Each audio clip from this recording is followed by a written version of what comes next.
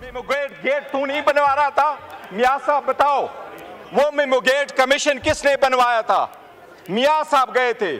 वो मियां साहब अपने काला कोट काली टाई पहन के मियां साहब ने केसरगू किया था और वो कमीशन वो बनवाया था जिसका सरबराह काजी फायजी सा था।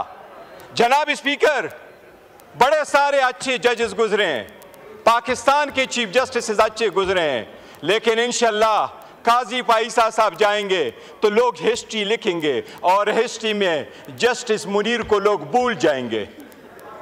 जनाब स्पीकर, सबसे पहले मैं ये कहूं कि मियां साहब को भी रिमाइंड कराऊंगा, आज आपने जो अल्फाज अदा किए हैं, आजकल एक और शेर लिख दीजिएगा, आप अपने उन अल्फाज को भी याद रखो जो आज़ाद अदलिया, तो क्या आपके अल्फाज बैनुल अक़वामी अदालत में पाकिस्तान के खिलाफ इस्तेमाल हुए, उसके हक में भी एक शेर लिख दीजिएगा।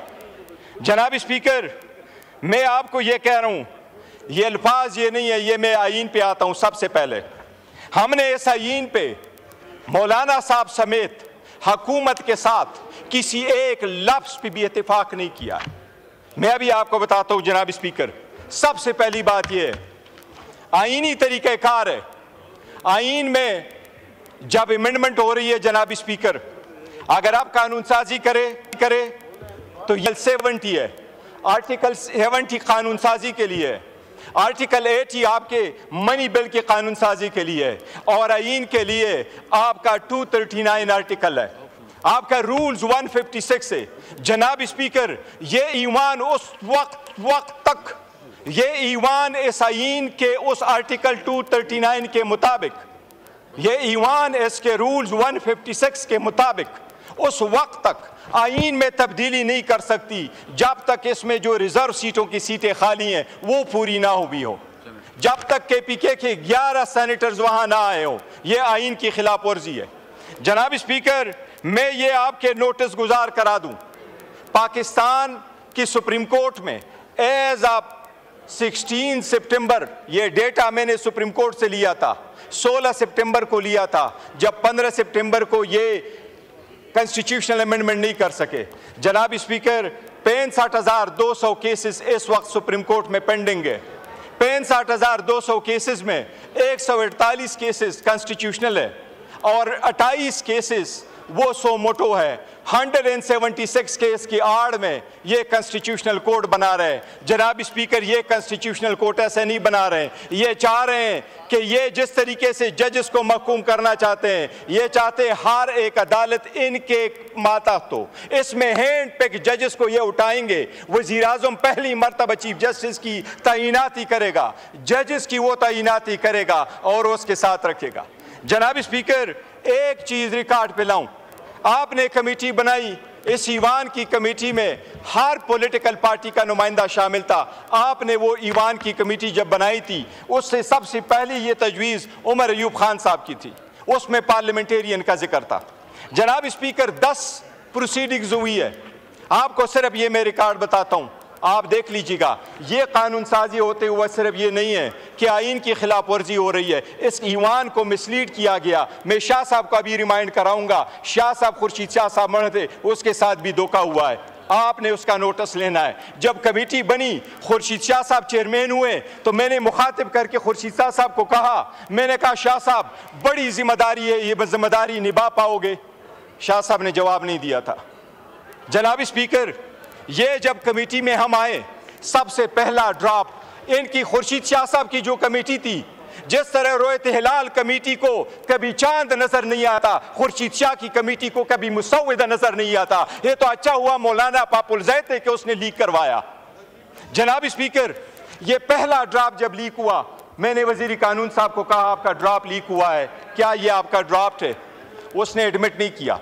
सबसे पहला ड्राफ्ट रिकॉर्ड के मुताबिक जनाब स्पीकर 17 तारीख को हमारे पास आया, 56 आर्टिकल पे मुश्तमिल आखिरी ड्राफ्ट। ये आपके मेरे साथ हाथ में जनाब स्पीकर, ये वो ड्राफ्ट है जो मैंने अपने डोगर से नहीं लिया, ये वो ड्राफ्ट है जो मैंने पुलेन साहब को बुलाया, मैंने पुलेन साहब से कहा आप मुझे अपना ड्राफ्ट दे दे।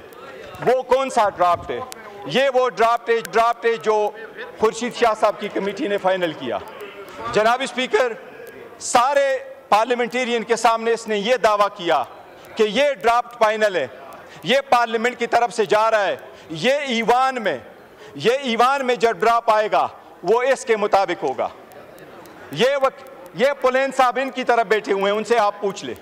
जनाब स्पीकर, ओवरनाइट क्या हुआ कि आपने ये मंजूर शुदा, हमारे तरफ से नहीं, मैं रिकॉर्ड पे दो चीज़ें आपको कहूँ। हम उस ईवान पार्लियामेंट का हिस्सा थे, उस कमेटी का हम हिस्सा इसलिए थे कि उसमें लफ्ज़ लिखा था कि ये पार्लियामेंटेरियंस के लिए बनी है।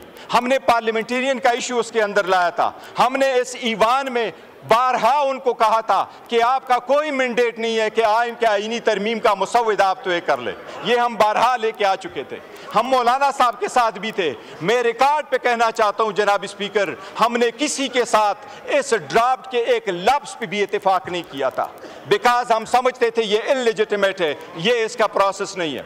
लेकिन जनाब स्पीकर, ये ड्राफ्ट आज आपके सामने वज़ीर कानून ने रखा, इसको सिर्फ देख ले।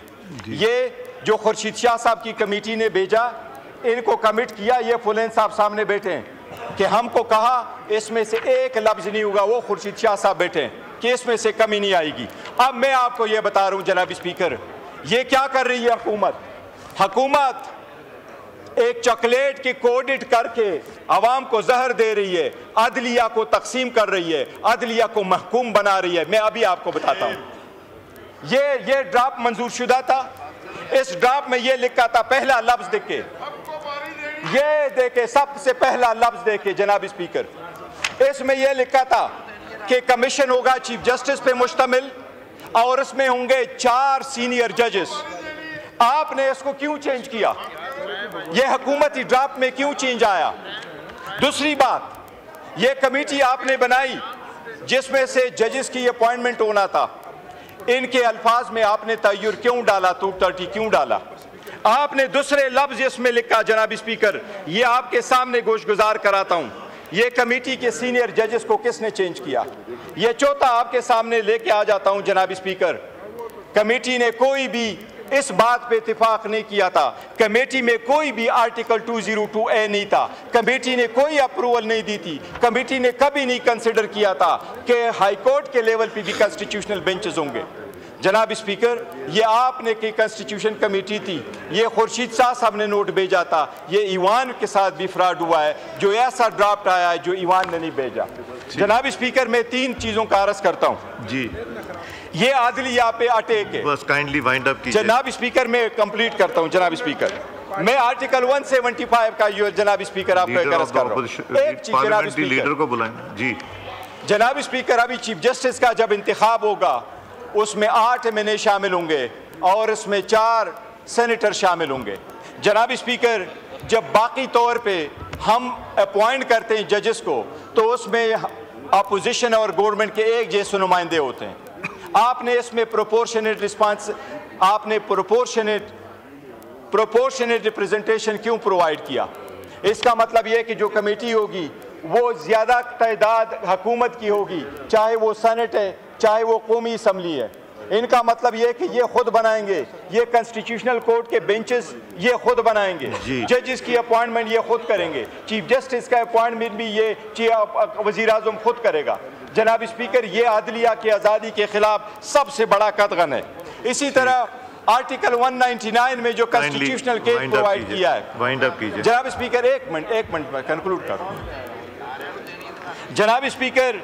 इसी तरह आर्टिकल 191 में जो आप कॉन्स्टिट्यूशनल बेंच प्रोवाइड कर रहे हैं जनाब स्पीकर, कोई भी अदलिया में ये कभी नहीं हुआ कि सुप्रीम कोर्ट तो केस के फैसले करे लेकिन उसके लिए बेंचेस कोई और बनाए। सुप्रीम कोर्ट अदालत अदलिया कब होगी अगर उसके लिए बेंचेस कोई और बना रहा है? हाई कोर्ट में ये बर्डन कैसे होगा अगर उसके लिए बेंचेस आप ही बना ले? और जजेस आज़ाद कैसे होंगे अगर उसमें से गैर जजेस की तादाद आप ज़्यादा करके कर ले? 18वीं तरमीम इसलिए नहीं ख़त्म हुई थी, इसलिए ख़त्म नहीं हुई थी कि अदलिया ने यह कहा था कि ईवान कानून साजी नहीं कर सकती।